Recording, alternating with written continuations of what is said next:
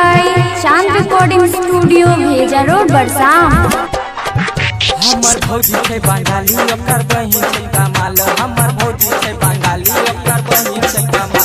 हमर भौजी छै बंगाली ओकर बहिन छै कमाल। ओकर दहिया तरसवा से कसल छै। हमरा भौजी के बहिनी हमरा भौजी के बहिनी अपना गाँव के छौरा से फसल छै। हमरा भौजी के बहिनी अपना गाँव के छौरा से फसल छै। हमरा भौजी के बहिनी अपना गाँव के छौरा से फसल छै। हमर भौजी छै बंगाली ओकर बहिन छै कमाल। हमर भौजी छै बंगाली ओकर बहिन छै कमाल। हमर भौजी छै बंगाली ओकर बहिन छै कमाल। ओकर दहिया तरसवा से फसल छै। हमरा भौजी के बहिनी हमरा भौजी के बहिनी अपना गाँव के छौरा से फसल छै। हमरा भौजी के बहिनी अपना गाँव के छौरा से फसल छै। हमरा भौजी के बहिनी अपना गाँव के छौरा से फसल छै। हमरा भौजी के बहिनी अपना गाँव के छौरा से फसल छै। लाखो भाई अखन अपने सब सुन रहल छी चांद रिकॉर्डिंग स्टूडियो के शानदार प्रस्तुति। डीजे ज्योति प्रकाश रामधनपुर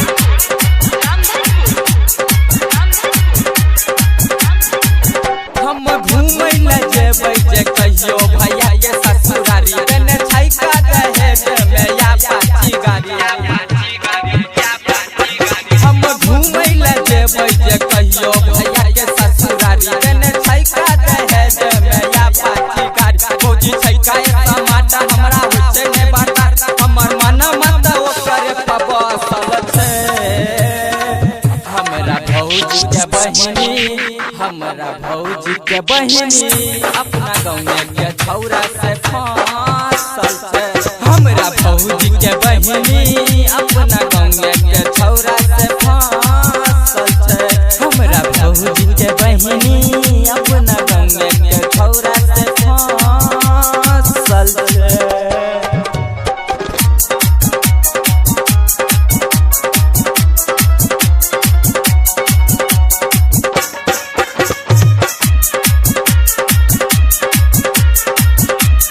अपने सब सुन रहल छी चांद रिकॉर्डिंग स्टूडियो के शानदार प्रस्तुति।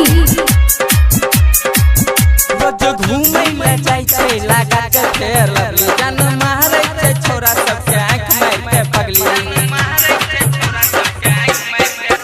रोज घूमै ले जाय छै लगा के फेर लवली। जान मारै छै छोरा सबके आँख मार के पगली। जाय छै चरबैला बाछी छौरी बाधा वाला गाछ। उ त आमवे के तेर से फसल छै।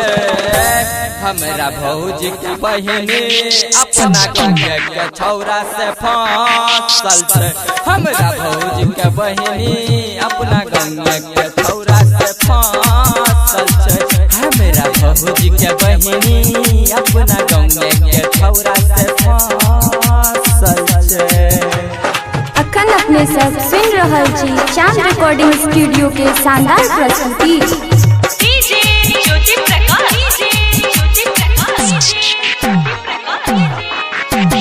रामधनपुर